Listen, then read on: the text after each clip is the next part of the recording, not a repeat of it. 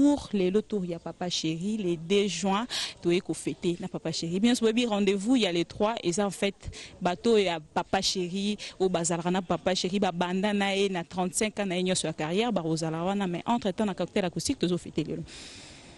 Papa Chéri, n'est pas toujours que moi na mobali oyo asala rabamaramu na ye et qui n'aura toujours liboso azalera toujours na pamba na motute monsieur très rare Papa Chéri maraka na butu et lelo no baima na nzembo lelo tozana kati na Papa Chéri na kati cocktail acoustique Papa Chéri osala ka ba slogan na yo et ratakate moto pamba l'homme qui a mis l'eau dans coco et ça pelote Kitoko Maraz.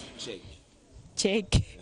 On peut se dire que Papa Chéri a satisfait, na 35 ans de carrière, 50 ans d'âge. Oui, naza très satisfait. Et on a commissaire Nzambe. Pour isa na force à la nature te, isa ngolo Nzambe. Naza vraiment très satisfait. Pour ma muta. Moni makamwana au lobby que son dans le bé loco. Il y a une puissance, il y a une force à leader reçoit le bel loco, Mukilendimi. Voilà. Soki balobi babandela mokili, pa nzambe wa salabiso abateli Papa Chéri 50 ans. Papa Chéri kondima toujours kozala artiste musicien. Siko alinga zala artiste musicien kaka. Mais so ezala na Congo le bata msunzamba abandela mokili menazala américain nazala musicien so na pas sûr oh y a Afrique te wana te eza pasi to souffrara monument pour s'en sortir na musique et Afrique eza vraiment passé voilà. Et Papa Chéri na kati cocktail acoustique ba question et ya ki yarto ba ki to rejoindre interview na cocktail et ya cocktail acoustique na Papa Chéri s'il vous plaît. Pour la bateau nyonso peut-être battrita ka Papa Chéri, d'un monsieur très réservé, d'un monsieur rancunier, d'un monsieur hypocrite, na bandenge nyonso bateau battrité la rayo Papa Chéri dans le 50 ans jubilé à Kolobani. Dans le barara bajijara bato na musika.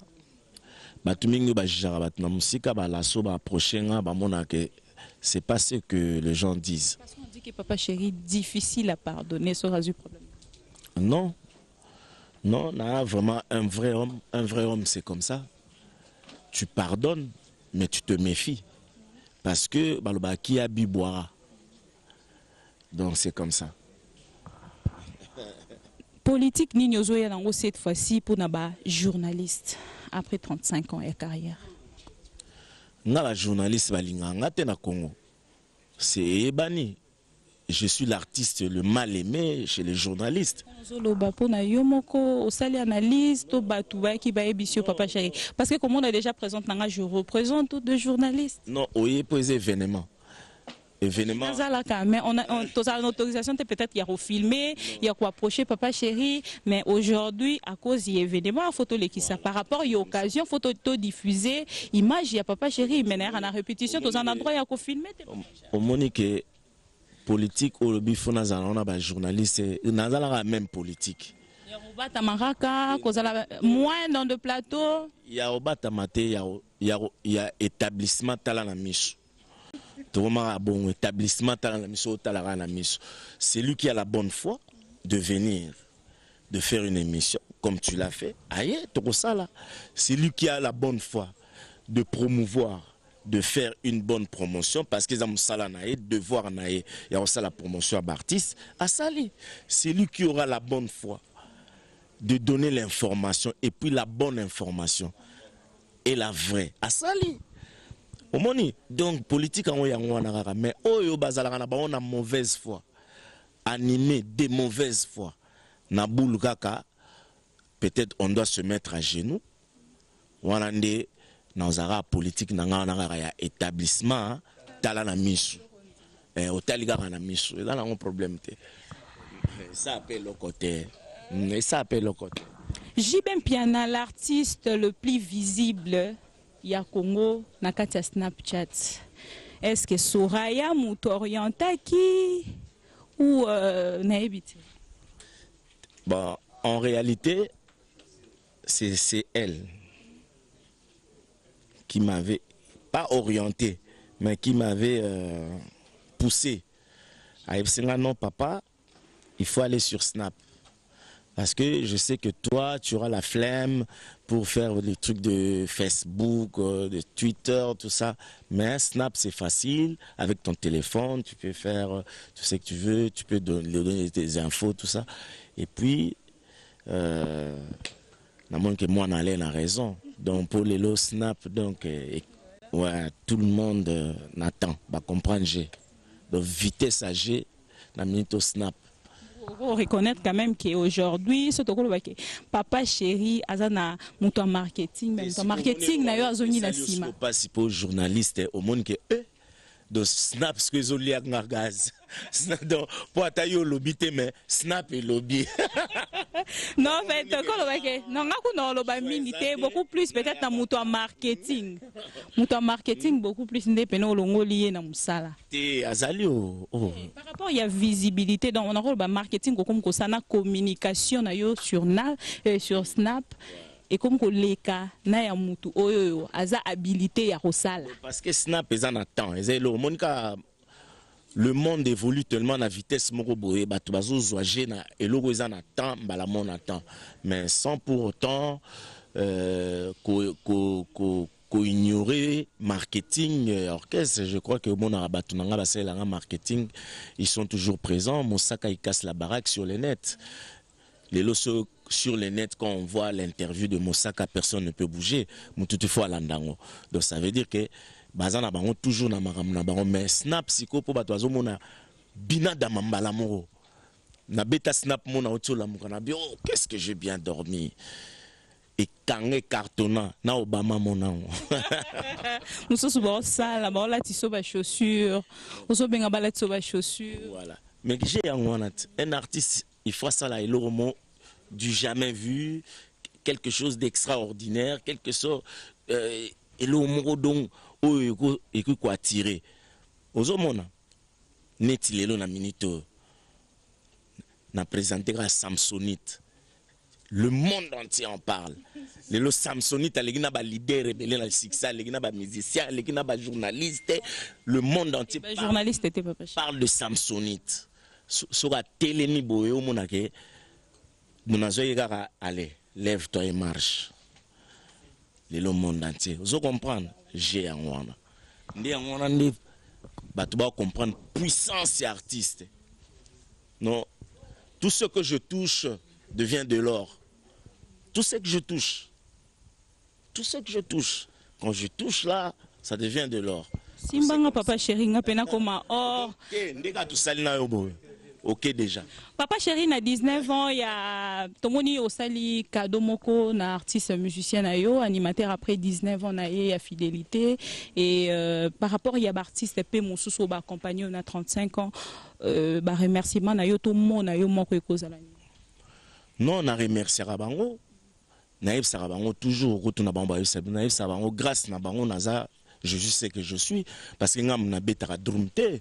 Ngam na beta guitare te ngam na beta solo te ngam na beta basse te na beta clavier te donc nde baloba musapimo eskola longete faut loboko mobima donc ba musicien nanga baza important pour na vie nanga donc na pesa ba valeur na bango na respecta bango et je vis avec eux pas comme travailleur et patron c'est une famille on partage on discute on mange ensemble mais na yebsa bango toujours tout est baraba limite na biso ba yebi que non là moi je m'arrête là je peux avancer jusque là donc biso tout tozana nini moni ya moni que orchestre ezala bien organisé to que na bien ya moni ya appel l'orchestre le plus combattu pour ba mona ramende nini orchestre donc ya ngo to balingaka donc soki ndenge nini mais parce que ezali bomo comment tozala na to sala famille BCBG zavma Bomoko. Bloc,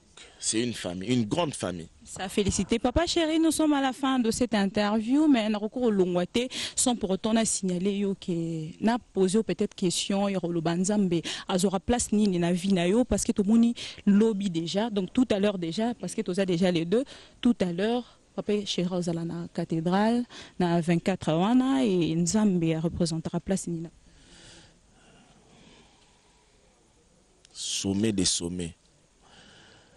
Omoni Nzambe wana ozoloba ndeto sala émission bon moni souffle de vie wana ozanango ofutela yango te tofutela yango te apesa biso yango gratuitement pour ça le biga sikwa tiebo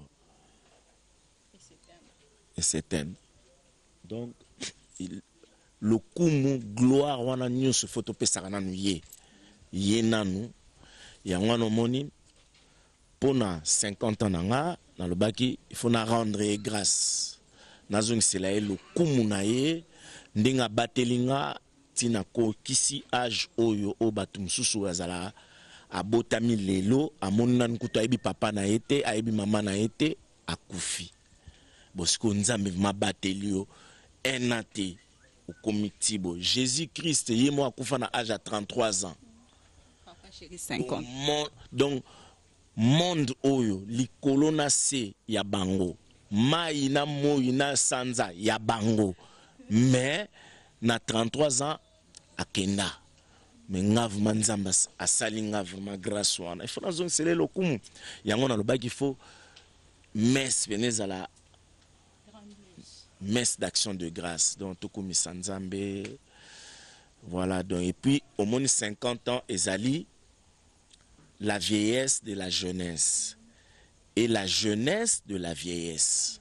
Donc, côté étape mususu ya vie, oezake maka mususu, il faut tika ba excès mususu bon comme que il faut que landela mo maka mobele. Pour finir, mauvais souvenir il y a 35 ans puis 50 ans d'âge. Bon ba mauvais souvenir na ngolo bangote. Mais dans le bara mingi ba bon souvenir pour yangonde pour mauvais souvenir il y a déjà Satan Nzamba linga osala mabete Nzamba sala bena kum sara Nzamba na bien sala d'abord na résultat ya wenge quand on dit wenge tu vois le résultat de wenge hôtel ba branche wenge bimisa je suis de wenge je sors de wenge donc je suis le père de wenge donc pour moi ce résultat que Dieu a fait pour Wenge, c'est ça le plus grand souvenir pour moi. Donc, au monsieur Tikali, ceux qui au bêta concert ya Kitoko, et on a tinate, et le za total arabe. Il y a toutes ces personnes présentes parce qu'il est déjà minuit, de nous accompagner à travers, donc devant cette caméra, de souhaiter joyeux anniversaire ou de chanter parce que ce ne sont pas artistes musiciens. Toye Manamingo, on a besoin de m'abeto accompagner d'un artiste musicien et d'un papa chéri parce que c'est son anniversaire. Merci beaucoup pour l'interview.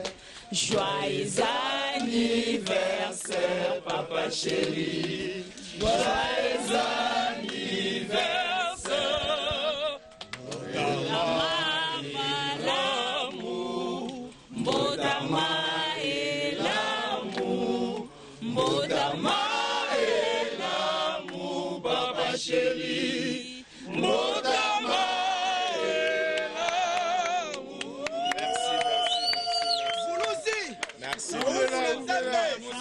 Et papa chéri, pour finir, on vous libère déjà parce que vous avez fêté avec nous bien sûr. Et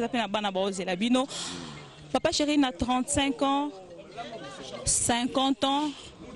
Papa chéri bazo kende ko fêter bientôt aux États-Unis d'Amérique, ko kabola pe gâteau kuna parce que bazo fêter par-ci par-là et da chika papa oncle nanga bisinga bango pe bazo fêter. Ah bon. Pongana muluba.